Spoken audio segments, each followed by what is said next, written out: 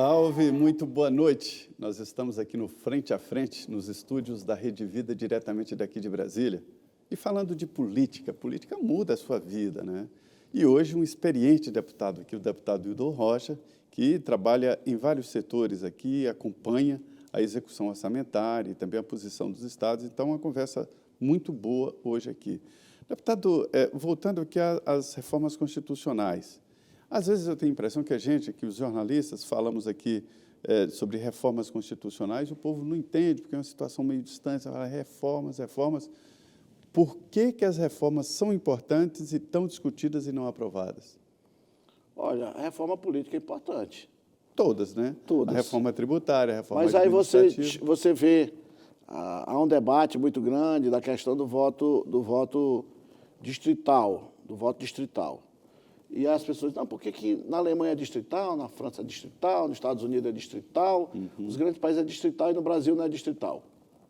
Porque você, para fazer essa mudança, quando o Congresso está eleito, você tem dificuldade. Se fosse numa convocação de uma constituinte, seria mais fácil. Mas no desenrolar dos mandatos dos deputados e senadores é muito difícil. Por que não vota o distrital? Porque o distrital, a pessoa tem que ter um distrito. E a maior parte dos deputados que nós temos lá são deputados votados no estado inteiro. E o distritão? O distritão já tinha mais facilidade porque ele é no estado inteiro. Agora, vou te dar um exemplo aqui que vão tentar colocar, né? Dizem que está muito deixa eu lhe dar um exemplo aqui.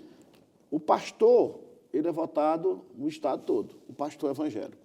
O padre é votado no estado todo. Ele não tem um distrito. O militar no estado todo. O delegado de polícia também no estado todo. O cantor, ator. O locutor de rádio, o estado todo. Né? Agora, no momento que você tenha deputados que venham eleitos de forma distrital, aí você aprova fácil. Mas nesse modelo que nós temos hoje, é muito difícil você fazer uma reforma dessa, que seria a ideal mesmo. Agora, o distritão, o senhor acha que aprova? O distritão, ele tem facilidade de ser aprovado, não é tão difícil ser aprovado na Câmara, no plenário. Na comissão está mais difícil de ser aprovado. E no Senado, eu não sei qual é a tendência dos senadores, mas me parece que... Para situar os nossos telespectadores, apenas o distritão é aquele sistema em que, o senhor me corrija se eu estiver errada, em que vão para a Câmara dos Deputados os mais votados. Não tem mais aquela história da eleição proporcional, onde um deputado pode puxar ali mais dois, porque tem o tal do coeficiente, né, que precisa fazer para alcançar uma vaga na Câmara dos Deputados. Por esse novo sistema, seria aí o distritão, os mais votados teriam acesso. Agora, deputado, isso não acaba com os partidos políticos, uma vez que, e também não vai diminuir ali o leque de opções para o eleitor na hora de escolher seu candidato? Vai diminuir a quantidade, porque o partido não vai investir mais naquela grande quantidade de candidatos que ele teria que ter para poder fazer o quociente eleitoral. Pega ali um bom de voto. Ele vai botar um ou dois que ele queira fazer no estado e vai investir só naqueles dois. Então, os outros não terão mais investimento. Diminui o número de candidatos. Diminui o número de candidatos. Você diminui a alternância, porque dificilmente um deputado de mandato não se reelegerá. Ou seja, então, vai praticamente dificultar a renovação política e o aparecimento aí de novas lideranças políticas, né? Exatamente. Você vai tirar o oxigênio, né? Que o oxigênio é isso. Além de você criar, diminuir a possibilidade de uma governabilidade mais na frente. Porque você tem que lembrar que quem governa é o presidente da República, né? E o interesse é de todos nós brasileiros. No momento que cada um deputado eleito de forma individual, ele vai querer fazer a sua negociação. É como se fosse 513 partidos. 513 partidos.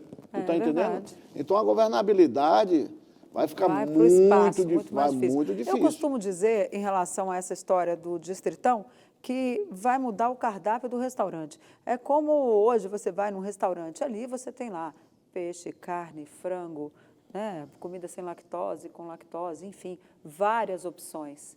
De repente, você vai chegar num restaurante na hora de você escolher lá o seu prato, no caso, o seu candidato, você vai ter lá, olha, esse restaurante hoje só tem carne, hoje só tem peixe, hoje só tem frango. Enfim, é o que tem para hoje. Não vai ter mais aquele leque, aquele rol de opções farto que você pode escolher. Pode ser aprovado, né? Pode ser aprovado. Há uma probabilidade enorme de ser aprovado. Muito grande. Agora, no Senado é mais difícil, né? Porque aí os senadores já estão assim, opa, se eles vão ser também eleição, vira uma eleição majoritária também, para escolher um deputado. Aí vai concorrer com o senador. Aí vai dar problema. Pelo menos no Senado, eles vão colocar essa bola no chão. Tem um argumento muito forte a favor de que hoje, às vezes, você vota num candidato e elege outro, porque forma a legenda, né? E um candidato muito votado arrasta outros menos votados. Quer dizer, não é um argumento forte? Mas nós mudamos isso quando nós fizemos aquela reforma de 2017, proibindo as coligações, porque nas coligações tinha muito isso. Você juntava... Faz um ajuntamento, né? Você juntava 3, 4, 5 partidos com ideologia diferente, pensamento diferente, numa coligação só. Aí você votava no deputado que tinha uma ideia uma ideologia de centro-direita, e você acabava elegendo um cara de esquerda. Isso aí acontecia mesmo. Mas com o fim das coligações, isso aí já não tem mais como acontecer. Tem dentro do partido. Do próprio partido. E do próprio partido, a ideia é de que quem está naquele partido defenda as ideias do partido. Então, se José é do MDB e Maria é do MDB, então o pensamento ideológico de ambos são a mesma coisa, porque estão no mesmo partido. A ideia é essa. Deputado, e como é que fica a questão da bancada feminina e da cota feminina nesse sistema distritão, né? Nessa coisa de eleger só os mais votados? Já me disseram que as mulheres serão prejudicadas, a não ser que consiga ali reservar uma vaga, ou 2, 3 vagas, enfim, para as mulheres. Reservarei uma cota de vagas no parlamento para a bancada feminina. Isso já está definido? Não, tirou. Na comissão, a Renata Abreu tirou essa parte. Para tentar votar, estava na proposta dela, no relatório inicial, mas ela já mudou o relatório agora. Quando viu que perderia no todo, ela mudou, tirou essa condição, essa condicionante, para que tivesse 15% de vaga destinada às mulheres. Ou seja, não já tem mais. Ou seja, acaba essa questão de cota feminina. Só a garantia de candidatura. Se bem que isso aí, pois é, eu acho que o prejuízo para as mulheres é enorme. São vários pontos ali discutidos, mas a grande atenção hoje é sobre o fundão eleitoral, né? Quase 6 bilhões de reais, né, para o fundo eleitoral, com mais 1 bilhão do fundo partidário, quer dizer, os partidos terão ali 7 bilhões, todos os partidos juntos, somados, né? O presidente disse que vai vetar. Tem força para acabar com esses recursos? A lei já existe, a lei é de 2017, que criou o fundo. Certo. Eu vi uma confusão... O debate é sobre o valor. É sobre o valor. A lei do fundo, ele não pode vetar porque já existe. Teria que ter sido vetado lá atrás. Mas ele pode vetar o valor, se ele tirar da LDO? Ele pode, em tese, ele pode vetar o que está lá, porque nós ainda temos tempo de mudar a LDO. Ainda estamos no meio do ano. A LDO? Porque ela tem... Ainda dá para mudar a LDO? Foi uma emenda, dá, né? LDO, dá. Que a LDO é um projeto suplementar, né? Não, lei é um PLN, é um projeto de lei ao Congresso Nacional. Porque a própria lei... Teria que ser de iniciativa do Executivo. Do Executivo. O Congresso não pode votar? Não pode ser de iniciativa do Congresso, não. A própria lei eleitoral diz lá, que criou o FEFEC, ele diz que anualmente será estabelecida, cada eleição, que não é eleição anual, cada eleição será estabelecido pelo TSE de acordo com as diretrizes da lei. As diretrizes é da LDO. O que está dito é lá LDO. Então, ele tem que estar na LDO para poder estar na lei orçamentária. Então, obrigatoriamente, tem que estar na LDO. Ou seja, então ele não pode vetar tudo. Ele pode vetar e mandar um projeto. Ele pode mandar um projeto com valores menores. Que é a ideia de 4 bilhões. Que é a ideia de 4 bilhões. Ele pode fazer isso. Ou então, deixar do jeito que está aí no projeto de lei orçamentária, mandar 4 bi. Não tem problema nenhum. Mas é preciso ter um... É porque, olha, preciso enfrentar a situação. É que o nosso presidente, eleição custa dinheiro. O problema é que o nosso presidente ele é muito precipitado. Quando ele ouviu as redes sociais, eu acho que os filhos dele, alguém deve ter dito, tal, isso aqui está pegando mal, e ele deu uma declaração que vai vetar. Mas ele teria que esperar um tempo e entender melhor aquele assunto. porque a lei já existe. E a lei está dito lá que tem que ter a previsão na lei de diretriz orçamentária. Na lei orçamentária, Então, na eleição de 2002, no ano 2000, né, de prefeitos, foi 2 bilhões, né? Isso, 2020. 2 bi. 2 bi e mais um pouquinho. Então agora aumentou E agora demais, né? aumentou demais, né? Mais que Diminuiu o dobrou. número de candidatos e aumentou. Eu acho que aumentou exageradamente. Até eu também me assustei com aqueles valores lá. De 5 bi e tanto. 700. Mas ali tudo o governo está sabendo, porque o governo está dentro, vocês acompanham, o governo estava dentro da comissão de orçamento, da comissão mista de orçamento. Eu sou da base do governo. Eu digo governo porque eu falo dos líderes e vice-líderes do governo. Eles estavam lá, eles sabiam esses valores. Agora, Então, eles tinham que ter se comunicado com o presidente, né? Se acharam que estava exagerado, teria que ter comunicado ao presidente para poder dialogar antes de votar. Mas houve uma manobra de plenário lá e não houve a opção de votar separadamente os valores. Não, mas veja bem. Porque houve um acordo, né, dos líderes, inclusive com os líderes do governo. Isso, vamos lembrar bem. O presidente da República mandou a lei de diretriz orçamentária no prazo correto, lá atrás. Tá? A comissão mista de orçamento, que tem o dever e a obrigação de analisar isso, é quem compete, foi instalada numa semana, foi a semana do recesso, e aí foi instalada num dia, no outro dia já estavam querendo votar a LDO. Já estava querendo votar a LDO. Foi rápido mesmo. Votando a LDO. Eu fiz uma questão de ordem na comissão, dizendo que o prazo que está na resolução 01, que é o regimento da comissão de orçamento, diz que é 3 dias úteis. Então, teria que ser na segunda para ler e votar.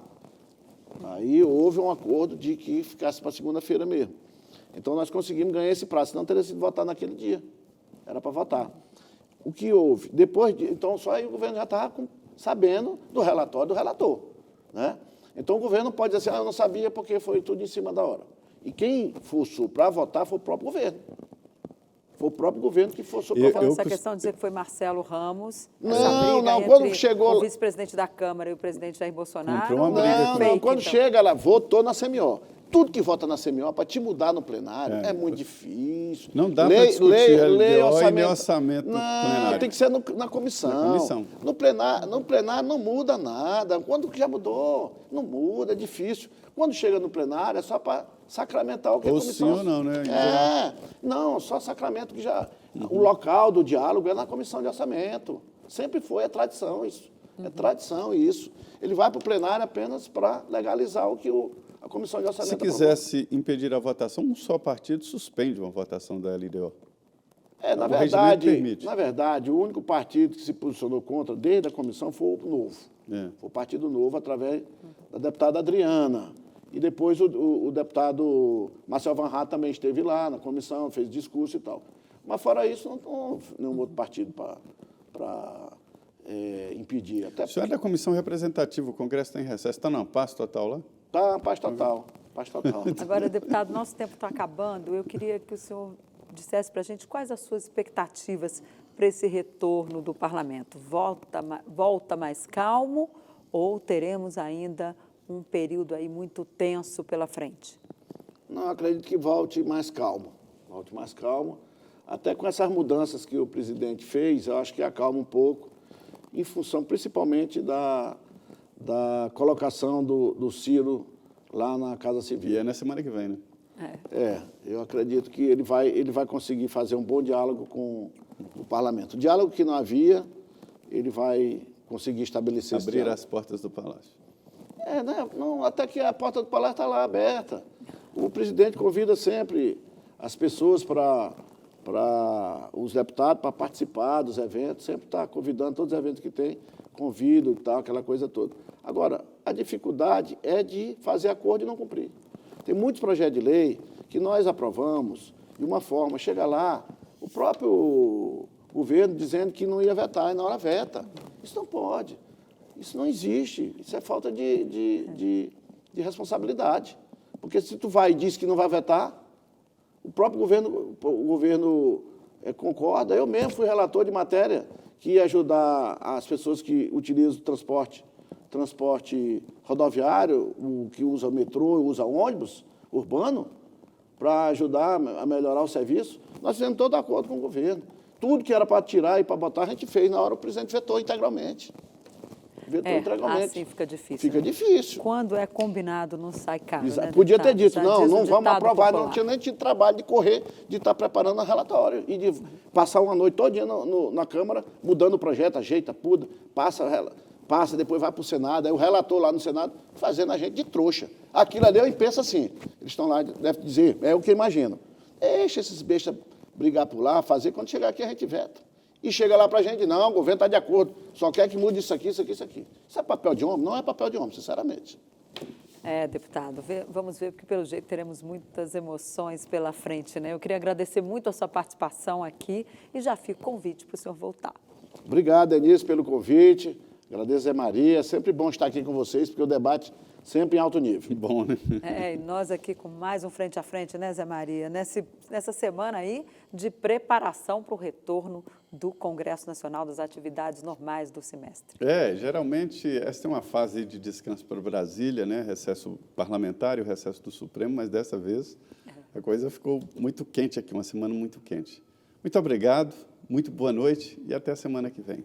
É isso. E você que nos assistiu, uma boa noite. Fique agora com o Jornal da Vida, com as notícias do Brasil e do mundo. A gente volta na semana que vem, que promete ser mais quente do que essa, que também não foi fria. Muito boa noite, até a próxima.